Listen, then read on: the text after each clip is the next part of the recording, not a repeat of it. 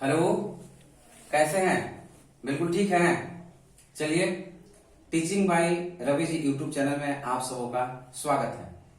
आज जो है हमारे यहाँ जो मैट्रिक के परीक्षार्थी जो हैं उनकी तैयारी बिल्कुल पूरी हो गई होगी, यह तो सच बात है। लेकिन तैयारी पूरी हो गई है, लेकिन थोड़ा कुछ ऐसे ऐसे टिप्स होते हैं एग्जाम में जिसको कर लेने के बाद में हो सकता है कि आपके तैयारी में और चार चांद लगा दें। तो चलिए आज हम लोग वही जानेंगे कि हमारे एग्जाम में कैसे ज्यादा से ज्यादा नंबर ला सके, इसके लिए क्या क्या तरीके अपनाए जाएंगे। आज मैं टारगेट रखा हूं 450 का, 450 प्लस का मैं टारगेट रखा हूं। आखिर ये टारगेट है क्या, कैसे आएगा, इसके लिए क्या करना होगा हमें। चलिए इसके लिए हम लोग देखते हैं कुछ ऐसे ट्रिक्स। सबसे पहले हम लोग ये जानेंगे कि जिस दिन हम एग्जाम देने जाते हैं, तो एग्जाम देने जब जाते हैं ना, तो हमारा माइंड क्या होता है, एकदम बिल्कुल लगता है कि बाप रे कैसे होगा, क्या होगा, किस तरह से होगा। सबसे पहले इस चीज को छोड़ देना है, सबसे फर्स्ट ऑफ ऑल इस चीज को छोड़ देना है। और इसके बाद जब आप एग्जाम हॉल में जब आप जाते हैं तो वहां हम क्या करें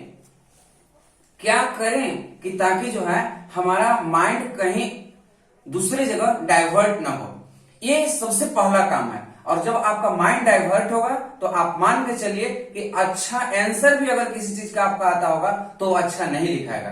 ये एकदम 200% सच है, 200% सच है। तो माइंड डाइवर्ट आपका दूसरे जगह ना हो, इसके लिए सबसे पहला काम क्या करना है। सबसे पहला काम आपको एग्जाम हॉल में मोबाइल एकदम बिल्कुल नहीं लेकर के जाना है। आप शायद सोच रहे होंगे कि हम मोबाइल लेकर के चले जाएंगे हमारा एग्जाम बिल्कुल ठीक होगा। एकदम बिल्कुल ही नहीं, मोबाइल लेकर के एग्जाम हॉल में बिल्कुल ही नहीं जाना है। या आपको डेरा अगर आपका है तो डेरा से भी आप जो है विद्यालय तक आप मोबाइल नहीं ले जाएं, क्योंकि वहां रखने की व्यवस्था नहीं है। अगर आप ले जाते हैं तो आपका जो बाहर में आदमी है आप उन्हें दे सकते हैं, उन्हें दीजिए। लेकिन अगर आप बाहर में किसी और को दीजिएगा, किसको दीजिएगा, कैसे दीजिएगा, आपका ध्यान जो है ना एग्जाम दीजिएगा कि आपका मोबाइल पे लगा हुआ रहेगा। इसके कारण आप जो है क्या करें, मोबाइल एकदम बिल्कुल नहीं ले जाए। कैलकुलेटर, किसी भी प्रकार का आपको कैलकुलेटर जो है आपको नहीं ले जाना है। मैथमेटिक्स में, साइंस में, सोशल साइंस में, डाटाओं को करने में, मैथ में सोल्व करने में, सॉल्यूशन बनाने में, इसमें किसी भी प्रकार के आपको कैलकुलेटर की जरूरी नहीं है। आपको कैलकुलेटर नहीं ले जाना है। हो सकता है आप ले गए कहीं और रख दिए, आपका ध्यान कैलकुलेटर पर लगा हुआ है, तो इसके कारण आप जो है किसी भी प्रकार का कैलकुलेटर आप नहीं ले जाए। इसके बाद में कभी कभी क्या होता है, कोई बच्चे क्या होता है, कोई जरूरी कागजात होता है उसे अपने पैकेट में रखे होते हैं, अपने साथ में रखे होते हैं, उसे लेकर के चले जाते हैं। तो वो भी जो है कोई कागजात नहीं ले जाए, क्योंकि जब आप लेकर के जाएंगे तो फिर एग्जाम हॉल में आप उसे कहाँ रखेंगे। इसके कारण आप अवश्य ही बिल्कुल कोई जरूरी कागजात जो है आप एग्जाम हॉल में न ले जाए। तीसरा, पर्स। अक्सर क्या होता है कि लोग बिल्कुल पर्स ले लेते हैं, पूरा मोटा मोटा पर्स, एकदम पूरा ढेर सारा पर्स ले लेते हैं। आप पैसा ले जाइए, कुछ जरूरी भर पैसा ले जाइए, आने जाने आपका किराया, आपका रहने पर वही कुछ पैसा ले लीजिए। बाकी जो है या नाश्ता जो वहां करना है लंच टाइम में तो उतना ही पैसा रखिए। ये नहीं कि आप जो है पूरा ढेर सारा पैसा ले जाए। पर्स आप किस लिए ले जाते हैं, उसमें पर्स पैसा रखते हैं, कुछ आवश्यक सामान रखते हैं, तो वो बिल्कुल ही पर्स नहीं ले जाना है। अगर मान लीजिए कि पर्स आप कहीं और जगह पे रख देते हैं तो रखने के बाद में फिर क्या होगा जी, आपका ध्यान लगा होगा कहाँ पे, पर्स पे आपका ध्यान लगा होता है, क्योंकि आपका पर्स में बहुत सारे आवश्यक कागजात होते हैं। इसके कारण पर्स भी नहीं ले जाना है। जब आप पर्स ले जाते हैं तो क्या होता है, ध्यान आपका पर्स पे रहेगा, इसके कारण पर्स नहीं ले जाना है। इसके बाद इलेक्ट्रॉनिक्स जो है, बहुत सारे इलेक्ट्रॉनिक्स कैलकुलेटिंग जो है वॉच होता है, उस वॉच को भी नहीं ले जाना, क्योंकि आजकल के वॉच में पता नहीं किस तरह का होता है। देखने में ऊपर से बड़ा सिंपल लगता है, लेकिन उसमें होता है क्या है कि मोबाइल भी होता है, फोन भी होता है, ब्लूटूथ होता है, सारा सब चीज होता है। इसके कारण आपको जो है इलेक्ट्रॉनिक कैलकुलेटिंग वॉच ये भी आपको नहीं ले जाना है। जब आप इसे ले जाएंगे तो कोई भी आदमी आएगा तो आपको शक की निगाहों से देखेगा, बार बार आपको टॉर्चर करते रहेगा। इसके कारण बस मात्र आप केवल लंच टाइम में जलपान भर ही पैसा रखें, इससे ज्यादा नहीं ले जाएं, क्योंकि जितना ज्यादा आप चीज ले जाएंगे उतना ज्यादा आपका आंसर लिखने से ज्यादा ध्यान आपका वहां पे रहेगा। इसके कारण ये सब सामग्री को जो है, इसके बाद ईयरफोन, आपको ईयरफोन भी नहीं ले जाना है। ईयरफोन भी नहीं ले जाना है। ईयरफोन आप लेके जाएंगे, कहाँ रखेंगे, उसको किस तरह से रखेंगे, दिमाग में आपका बात होगा कि 1500 का ईयरफोन है, इतना का ईयरफोन है मेरा, ऐसा नहीं कि भूला जाए। इसके कारण जो है हमें इतना ढेर सारा सामान बिल्कुल नहीं ले जाना है। एकदम ध्यान। अब जैसे इतना सारा आप सामान बिल्कुल अपना डेरा में रख दिए हैं, अपना घर में रख दिए हैं, तो आपको क्या होता है, आपका माइंड एकदम बिल्कुल कूल होता है। मेरे पास कोई सामान ही नहीं है, मैं जो भी आंसर आएगा मैं उसे लिखूंगा। ठीक है, अच्छा अब हम लोग चलते हैं। मेरा माइंड क्या हो गया, बिल्कुल ठंडा है, कहीं कोई दिक्कत नहीं है, कोई दिक्कत नहीं। अब हम लोग क्या करेंगे, आगे चलते हैं। फर्स्ट होता है शुरुआती हमारा OMR से शुरुआत होता है। देखिए OMR को आप बिल्कुल ही पूरे अच्छी तरह से आप भरेंगे। उसमें आपका रोल नंबर वगैरह पहले से लिखा होगा, रजिस्ट्रेशन, कुछ मेल फेमेल्स वगैरह, ये सब सारा सब चीज जो है देख लेना है। सब चीज जो है आपको पूर्ण रूप से अच्छी तरह से उसे फिल इन करना है। OMR में गलती आप करेंगे तो रजिस्ट्रेशन में, नंबर में, इसमें आप गलती करेंगे तो आपको दिक्कत होगा। जितना बनाना है उतना ही बनाएंगे। OMR में पूर्ण रूप से अच्छी तरह से हम OMR को भरेंगे। इसके बाद हम चलते हैं फिर आंसर शीट को। आंसर शीट जो हमारा होता है, आंसर शीट, उसमें भी हम अच्छी तरह से OMR वाला अनुक्रमांक वगैरह जो भी है सारा सब चीज बिल्कुल जो भी है हमको पूर्ण रूप से और सुंदर तरीके से भरना है। अब चलिए हमारा आंसर शीट, OMR सारा सब चीज कंप्लीट हो गया। अब आगे क्या है भाई, अब आगे की बात आती है प्रश्नों को पढ़ना।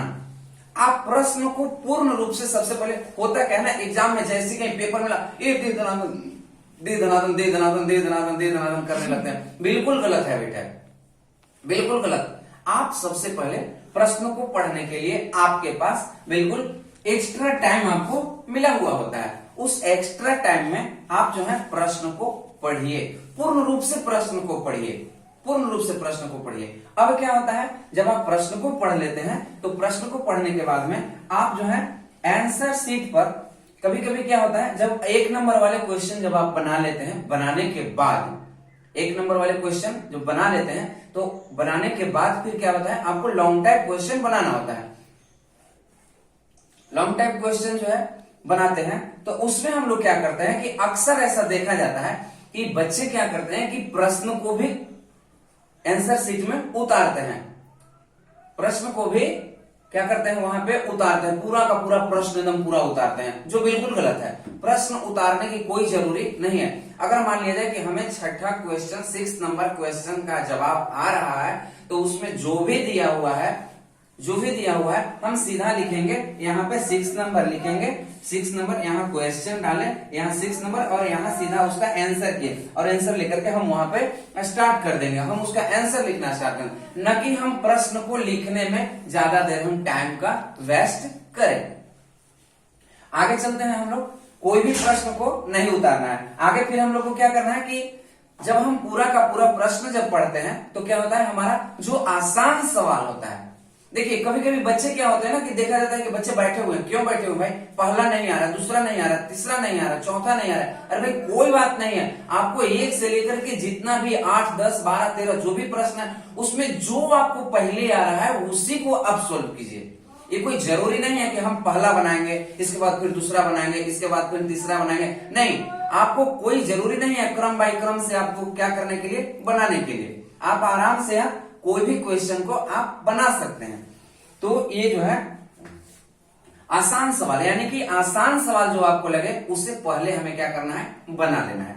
अब हम लोग चलते हैं, कभी कभी होता है क्या ना कि हम आपस में गॉसिप, बातचीत जो है सो हम लोग आपस में करने लगते हैं। आसपास के बच्चों से आप जो है एग्जाम के पीरियड में आप बिल्कुल ही बातें ना करें, बिल्कुल ही बातें ना करें। हो सकता है कि आपसे जो है वो गलत आपको बता रहा हो सकता है कि आपको गलत वाला चीज बता रहा हो, एक भी पॉइंट जो है सो वो बता रहा है, गलत बता रहा है, तो इसके कारण आप कभी भी जो है उन बच्चों से जो है आप बात न करें। आप पूर्ण रूप से अपना पढ़ के जाए, कूल माइंड होकर के जाए, आपकी तैयारी पूरी अच्छी है, ये आप अपने आप पे भरोसा कर लीजिए, आपकी तैयारी पूरी अच्छी है। और आप जब जाएंगे वहां और खुद से जब लिखना आप चालू करेंगे तो आपका जो है ना एक अलग तरह से लिखाएगा आंसर। आप पूरी अच्छी तरह से आप तैयार हैं, प्रिपेयर हैं परीक्षा के लिए। लेकिन वहां होता क्या है कि देखो वो क्या लिख रहा है, वो क्या लिख रहा है, अब वही वाला जस्ट जो है सो हम लोग अगल बगल इधर उधर करने लगते हैं, जिसके कारण हमें दिक्कत हो जाता है। तो ये काम कभी भी नहीं करना चाहिए। अब गलत उत्तर लिखने से बचें। अब देखिए कभी कभी क्या होता है कि हमको किसी प्रकार से जो है सो पता चल गया कि इसका आंसर ये है, इसका आंसर ये है, इसका आंसर ये है, हम उसी को जो है सो अपने कॉपी में डाल देते हैं। तो इस गलत उत्तर लिखने से क्या कीजिए, आप बचिए, ऐसा नहीं करना चाहिए।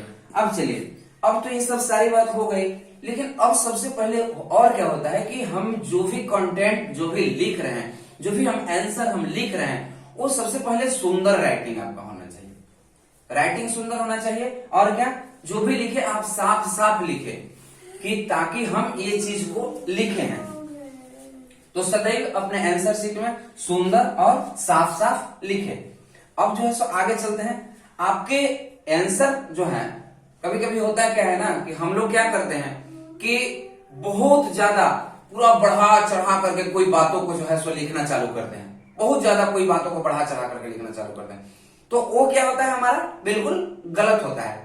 हमको क्या करना है, जितना प्रश्न पूछ रहा है, जो भी प्रश्न हमें पूछ रहा है, बस उसी के इर्द गिर्द में, उसी के आसपास में जो मेरा आंसर घूमे ना, जो मेरा आंसर जो है देने की जो हमारा एरिया हो, दायरा हो, उसी के इर्द गिर्द में हो, न कि जो है पूरा एकदम अनावश्यक बात भी जो है सो पूरा लिख रहे हैं, तो शायद जो है सो कॉपी जांचने वाला जानेगा कि अरे भाई लगता है पूरा इतना सारा लिखा है, उससे कोई फायदा नहीं होता है, कोई फायदा नहीं होगा।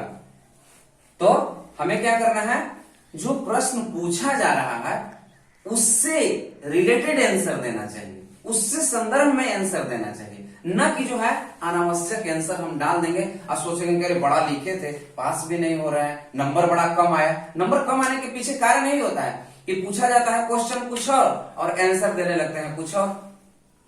हिंदी में सप्रसंग व्याख्या करने के लिए आएगा, या मैथमेटिक्स में आपको जो है अगर प्रूफ करने के लिए आएगा, तो उसमें जो है सो करना रहेगा कुछ, आप करेंगे सीधा कुछ। तो इस पे ध्यान देना है, बहुत ज्यादा ये मार्क करता है आपका आंसर शीट में। अब इसके बाद में चलते हैं आपका आंसर।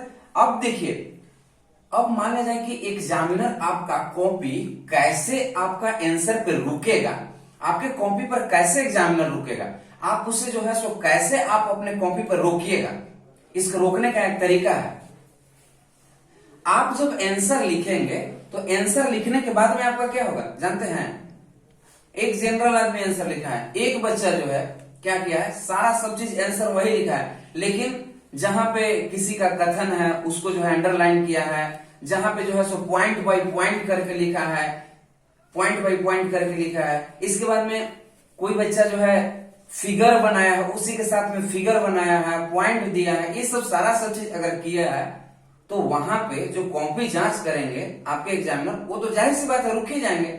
सपोज डेट मान लिया जाए कि आप जो है सो भारत के बारे में, भारत के फसल उत्पाद के बारे में आप लिख रहे हैं, या भारत के जो है चावल उत्पाद के बारे में लिख रहे हैं। तो चावल उत्पाद के बारे में अगर आप लिख रहे हैं ज्योग्राफी में, तो आपको जो है ना मैप बना करके, और बनाने के बाद में एक बार चावल को दिखा देंगे कि यहाँ यहाँ चावल होता है, इस जगह पे चावल होता है, उसको एक बार हम लोग ना पेंसिल से ही सही लेकिन एक बार दिखाने का काम करेंगे, और एक बार मैप बना देंगे, और जो है पॉइंट बाय पॉइंट करके आंसर लिखेंगे।